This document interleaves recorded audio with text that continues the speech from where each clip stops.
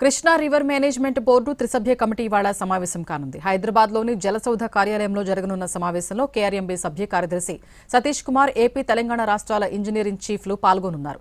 ఈ రోజు ఉదయం 11 గంటలకు కేఆర్ఎంబీ సభ్య కార్యదర్శి ఛాంబర్లో జరగనున్న ఈ సమావేశంలో కృష్ణా బేసిన్ల ఇరు రాష్ట్రాల మధ్య నీటి వాటాలపై ప్రధానంగా చర్చిస్తారు. ఎల్నినో ప్రభావం, వర్షాభావ పరిస్థితుల దృష్ట్యా ఈ ఏడాది నీటి లభ్యతపై అనిశ్చితి ఉంటుందన్న అంచనాలతో తెలుగు రాష్ట్రాలకు నీటి వాటాలను ఖరారు చేయాలని తొలుత కేఆర్ఎంబీకి ఏపీ జలవనరుల శాఖ ప్రత్యేక ప్రధాన కార్యదర్శి లేఖ రాశారు.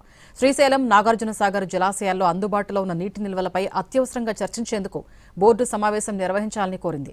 ముందుగా నిర్ణయించిన షెడ్యూల్ ప్రకారం ఈ నెల 13నే కేఆర్ఎంబీ మీటింగ్ జరగాల్సింది.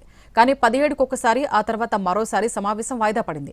దీంతో ఇవాళ కేఆర్ఎంబీ త్రిసభ్య కమిటీ భేటీ కానుంది.